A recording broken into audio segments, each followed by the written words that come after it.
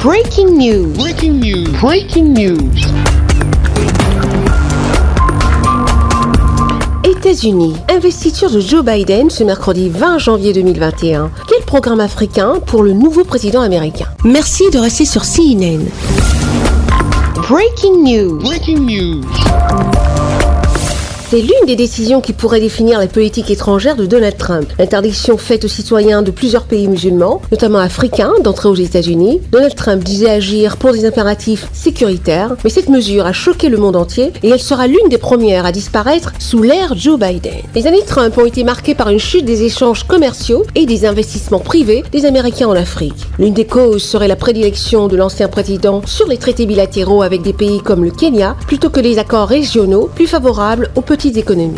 Joe Biden pourrait revenir vers les accords globaux. Dans l'ère Trump, les programmes d'aide humanitaire étaient en berne. Sous l'ère Joe Biden, l'Amérique pourra redevenir plus généreuse, sûrement pas dans l'immédiat, puisqu'elle fait face à une crise économique liée à la Covid-19. L'administration Trump s'est immiscée dans plus de conflits régionaux, supprimant des sanctions à l'égard du Soudan, en échange d'une normalisation des relations avec Israël et reconnaissant la souveraineté marocaine sur le Sahara occidental. Joe Biden pourrait-il revenir sur ses décisions? Son secrétaire à la Défense a assuré qu'il examinera le dossier du Sahara occidental de plus près. En Afrique, les attentes à l'égard de cette nouvelle administration sont très nombreuses. Écoutez ses réactions au Cap en Afrique du Sud, Kinshasa en RDC. Avec les États-Unis, on aimerait que ça aille bien plus loin.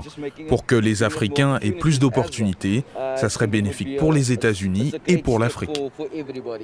J'espère qu'il va venir en Afrique. Je suis sûre qu'il ne va pas nous abandonner. Je pense qu'il va apporter de très bonnes choses au monde, pas seulement à l'Afrique. On a vraiment besoin de son aide. Ça me redonne encore un grand espoir.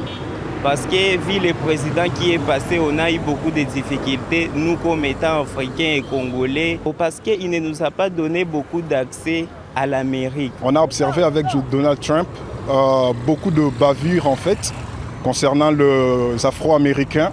Alors, ce qu'on espère, c'est que ces choses-là puissent réellement changer avec la venue de Joe Biden. Et tant que chrétien, j'apprécie au moins la manière dont Donald Trump avait eu au moins le temps de diriger les États-Unis.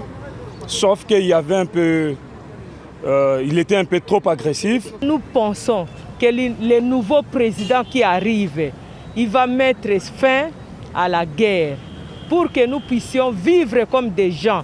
Puisque nous, ici au Congo, nous vivons comme des animaux. On ne s'occupe même pas de nos problèmes. Merci d'être sur CNN, la télévision autrement. Les programmes se poursuivent. Retrouvez en ligne toute l'info en continu sur C-Web Info, 100% info, non-stop.